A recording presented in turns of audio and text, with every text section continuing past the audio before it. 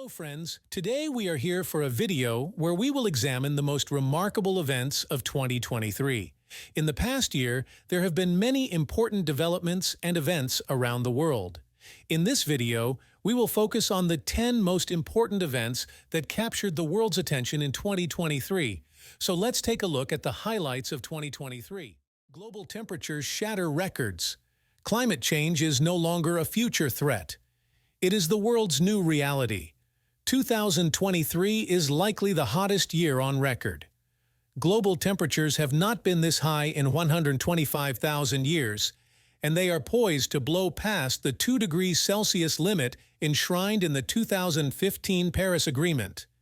The result has been extreme weather events around the globe, ranging from historic wildfires to extreme drought to record flooding.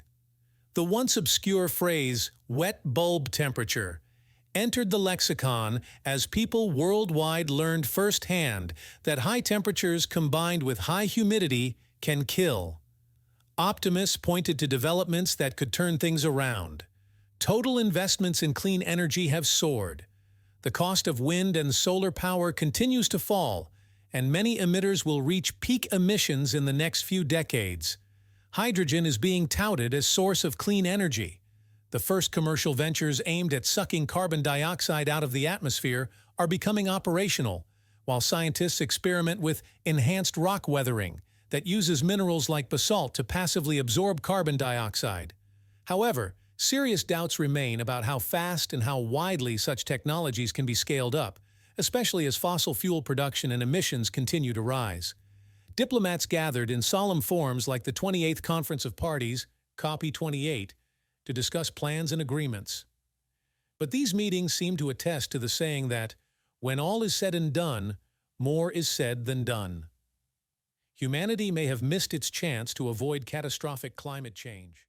Hamas attacks Israel. The Middle East looked promising in late September 2023. The Abraham Accords were deepening ties between Israel and Arab countries. Speculation abounded that Saudi Arabia might soon establish diplomatic relations with Israel. A ceasefire in Yemen's bitter civil war was holding. These trends prompted National Security Advisor Jake Sullivan to declare, "The Middle East region is quieter today than it has been in 2 decades now." That changed just 8 days later, on October 7th, when Hamas attacked Israel. Roughly 1,200 Israelis were killed, the deadliest day in Israel's history. Some 240 people were taken hostage. Vowing to eradicate Hamas, Israel launched airstrikes against Gaza and then invaded northern Gaza. A negotiated pause in the fighting at the end of November secured the release of roughly 100 hostages. But fighting soon resumed with Israeli troops moving into southern Gaza. The soaring death toll for Palestinian civilians, most of them women and children, fueled worldwide complaints that Israel was committing war crimes. Israel denied the charge, arguing that Hamas was using Palestinian civilians as human shields. Joe Biden unequivocally backed Israel's right to retaliate and traveled to Israel early in the conflict to show his support. By early December, however, U.S. officials were publicly urging Israel to do more to protect civilians or risk strategic defeat. Initial fears that the conflict with Gaza might lead to a broader Middle East war eased by year's end but did not disappear. How the conflict will end and what will follow it remain open questions. Ukraine's counteroffensive gains little ground at a heavy cost. Hopes were high early in 2023 that a Ukrainian counteroffensive might break Russia's hold on eastern Ukraine and possibly Crimea. The much-awaited counteroffensive began in early June. Despite inflicting massive losses on Russian troops, the battle lines barely moved. The Russian military had used the winter and spring to prepare formidable defenses. In early November, Ukraine's top general described the fighting as a stalemate and admitted that there will most likely be no deep and beautiful breakthrough. Indeed, as the general spoke, Russia had gained more territory over the course of the year than Ukraine had. Diplomatic conversations quickly turned to whether Ukraine could sustain, let alone win, a war of attrition that seemed to favor Russia, given its substantially larger economy and population. Despite suffering horrific losses, Russia had double the number of troops in Ukraine in fall 2023 compared to the start of the invasion, and the Russian economy was on a war footing. Meanwhile, Ukraine fatigue had begun to emerge in the West, especially in the United States, as Republican lawmakers balked at sending Kyiv more aid. With long-term trends potentially favoring Russia, calls grew for Ukraine to pivot from offense to defense and to seek a ceasefire. Whether Russian President Vladimir Putin would agree to halt the fighting is debatable. He likely believes that time is on his side, especially if the U.S. election next November delivers a president looking to cut ties with Ukraine. U.S.-China tensions continue to simmer. As 2023 began, U.S.-China tensions seemed to be easing. The prior November, Joe Biden and Xi Jinping had a productive meeting on the margins of the G20 summit in Bali. Secretary of State Antony Blinken was set to visit Beijing in February to discuss putting guardrails on the two countries' increasingly tense geopolitical rivalry. But then a Chinese surveillance balloon appeared over the United States. It drifted across the country for a week before a U.S. Air Force F-22 Raptor shot it down off the coast of South Carolina. Beijing insisted that the balloon had been blown off course while monitoring the weather, an explanation the United States rejected. The incident inflamed political passions in the United States and prompted Blinken to postpone his visit to Beijing. Most troubling, Chinese officials refused to take a call from U.S. Secretary of Defense Lloyd Austin after the balloon was shot down, highlighting the lack of an established communication channel between the two superpowers. Blinken finally traveled to Beijing in June for what State Department officials called constructive talks. Those conversations did not stop Washington from imposing additional restrictions on trade with China or persuade Beijing to ease its harassment of Taiwan, the Philippines, or U.S. military forces in Asia. Biden and Xi met in November on the sidelines of the 2023 APEC Leaders Forum in San Francisco. The talks produced a few minor agreements but no major breakthroughs. Agreement on a modus vivendi continues to elude the world's two most powerful countries. Artificial intelligence, AI, offers promise and peril. AI burst into the public consciousness last year with the release of ChatGPT. In 2023, the technology based on so-called large language models not only got better, the latest version of ChatGPT is reportedly 10 times more advanced than its predecessor. Governments, companies, and individuals moved quickly to exploit its potential. That triggered heated debates over whether AI is unleashing a new era of human creativity and prosperity or opening a Pandora's box that will produce a nightmarish future. Optimists pointed to how AI was unleashing scientific breakthroughs at an unprecedented pace across a range of fields, enabling rapid drug design, unlocking medical mysteries, and solving seemingly unsolvable mathematical problems. Pessimists warned that the technology is developing faster than the ability of humans to assess and mitigate the harm it might cause, whether that is creating mass unemployment, hardening existing societal inequalities, or triggering humanity's extinction. Geoffrey Hinton, one of the pioneers of AI, quit his job at Google to warn of AI's dangers, and technology leaders like Elon Musk and Stevie Wozniak signed an open letter warning that AI poses a profound risk to society and humanity. Meanwhile, skeptics argued that much of AI's promise will be derailed because the models will soon begin training on their own outputs, leading them to become divorced from actual human behavior. Governments seem not to be moving fast enough, whether individually or collectively, to harness the benefits of AI and contain its risks. Civil War wrecks. Sudan. 2023 was supposed to be the year that Sudan became a democracy. The Sudanese people instead got a civil war. The conflict had its roots in the protests that led Sudan's military in April 2019 to overthrow the country's longtime dictator, Omar al-Bashir. The new military junta struck an agreement with civilian groups to share power and work toward elections. However, in October 2021, Abdel Fattah al-Burhan, the head of the Sudanese Armed Forces, SAF, and Mohammed Hamdan Hemedti Dagalo, the head of the Rapid Support Forces, RSF, militia, led another coup. In December 2022, the two men yielded to popular pressure and agreed to lead a two-year transition to civilian rule. That agreement made Burhan and Hemedti co-equals and called for the RSF to be integrated into the SAF. Neither that agreement nor the marriage of convenience between the two men lasted. On April 15, 2023, RSF forces attacked SAF bases across the country. Efforts to negotiate a ceasefire went nowhere. By the fall, the RSF controlled most of Khartoum, Sudan's capital, while the SAF controlled Port Sudan, the country's main seaport. Fighting was particularly heavy in Darfur, where the Janjaweed, the RSF's predecessor, conducted an ethnic cleansing campaign against the region's largely non-Arab population back in the early 2000s. As the year came a close, the fighting had killed more than 10,000 people and displaced 5.6 million more, or close to 15% of Sudan's population.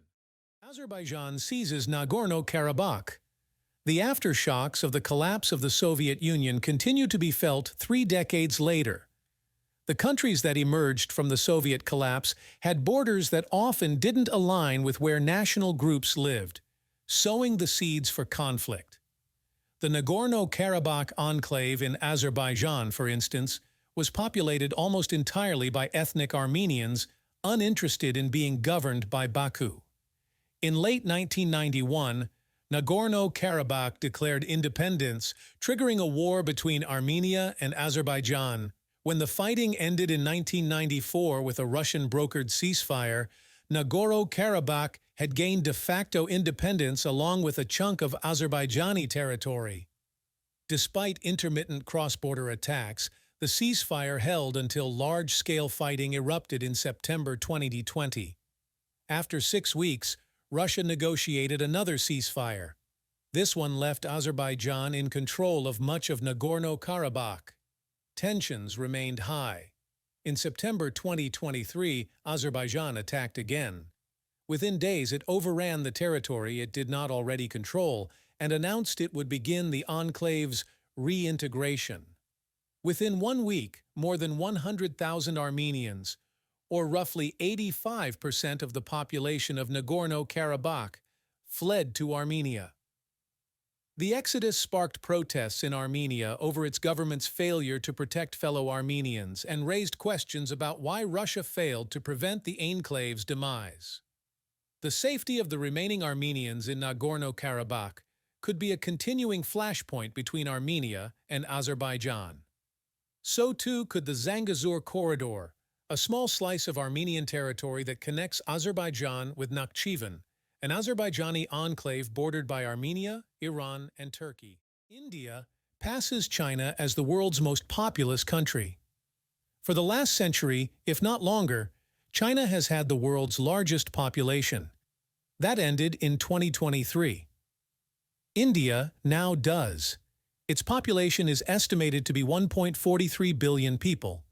India will likely remain the most populous country for decades to come. China's population is both shrinking and aging. Demographers project that the Chinese population will fall by 100 million people by mid-century, or more than the population of all but 15 countries in the world today. Over the same time period, China's median age will rise from 39 years old to 51. India's population, meanwhile, should reach nearly 1.7 billion by mid-century, with a median age of 39. While demography isn't destiny, it does constrain and enable every country's opportunities.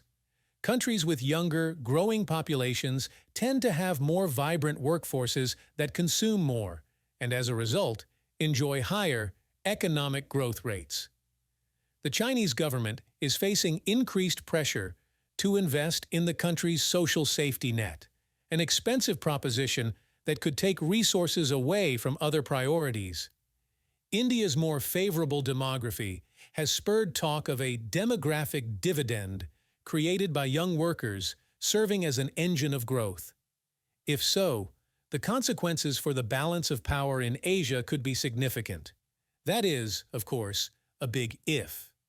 In policymaking, as in poker, what matters is not just the cards you are dealt, but how well you play them. The space race heats up. 150 years ago, the advice was, go west. Today, the advice might be, go to the heavens. Both countries and companies are making big bets on space. 77 countries have space agencies. 5, 16 4, countries can 3, launch payloads 2, into space. 1. The moon has been of particular Booster interest. ignition and Russia's liftoff moon of Discovery, effort ended in hoisting disappointment in harmony August to the when heavens its lander and crashed opening into the new moon's gateways surface. for international science. Days later, Discovery India has became cleared the the tower. fourth country to land an unmanned vehicle on the moon and the first to do so near the moon's south polar region. 2 weeks later, India launched a mission to study the sun. China and the United States also have ambitious moon programs, with NASA aiming to return astronauts to the moon by 2025. These and other space-related efforts are fueling concerns that geopolitical rivalries will lead to the militarization of space. The surge in interest in space has also highlighted the lack of rules governing space operations. The United States has promoted the Artemis Accords to govern the civil exploration and use of outer space.